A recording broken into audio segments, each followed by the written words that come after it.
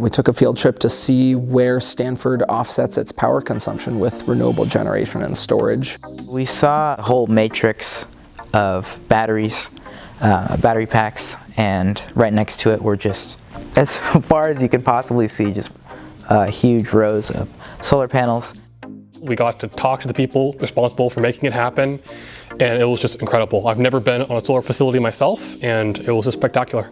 Stanford is at the forefront of research for clean energy, and we have this academic theme house, this beautiful house here. I think it's incredibly important that Stanford is also at the forefront of implementing these new technologies and going fully renewable.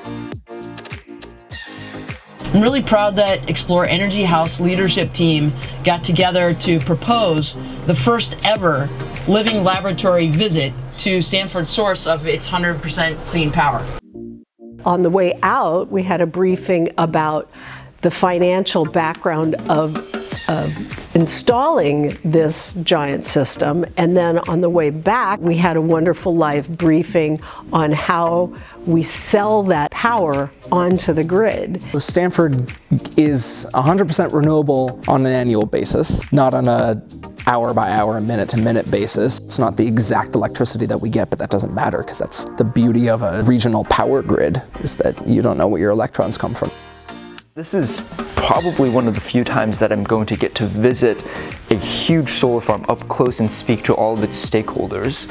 We had Emanate Energy, which were the main owners and investors into the solar farm. And then was Canadian Solar, who were the people building and supplying the solar panels and everything. And they're the main operators of the solar farm. It was important to see how much work goes into that from a commercial perspective, from a financial perspective, a regulatory perspective, how much interaction is required with the local community and the local landowners, and then also how much real estate it actually takes to generate solar energy. It is vast, I think is the best word for it. And we are part of a project called SLATE. That is the entire project. We have a portion of the output of that project, both the solar panels as well as the batteries on site. We decommissioned and removed our cogeneration plant, which ran on natural gas. We've actually created a benefit for ourselves and for the surrounding communities in terms of the quality of air that we breathe. The part I really liked was getting to talk to the county supervisors and planners about their reaction to the plant's production, their involvement in it, and their role in making sure that their community still has a voice in how they're being used. The tribe for centuries had this area as their ground. The Tulare Lake was their 100,000 acre lake. Kings County wants to be the place that has the safest food, the best energy, and we produce it right here. We have the land, we have the sun, we have the intertie, but we had no capital. Stanford came to the table with a contract, wanted to buy our power, wanted to buy power from this facility, and it was through that support, that capital infusion, that allowed this facility to be built. There's approximately 2120 or 2180 acres. There's just under 1 million solar panels on this site. The batteries brought a new component compared to just generation. This was actually the inaugural project for battery storage, and that extends the ability for solar to be able to deliver power even when the sun's not shining.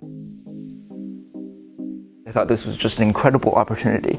Personally, I love seeking out opportunities because that's, I think, what Stanford does best, is to provide students with opportunities. I plan to study either computer science or data science. It's definitely gotten me more interested in energy. It is so exciting that the Vice Provost of Undergraduate Education saw value in Stanford's commitment to 100% clean energy and sponsored the very first delegation of students and residents at Stanford to the site of our clean power. This is a place where we have a partnership and an open line with companies and county officials that made it possible to develop one of the largest solar plus storage facilities commissioned in the United States at that time.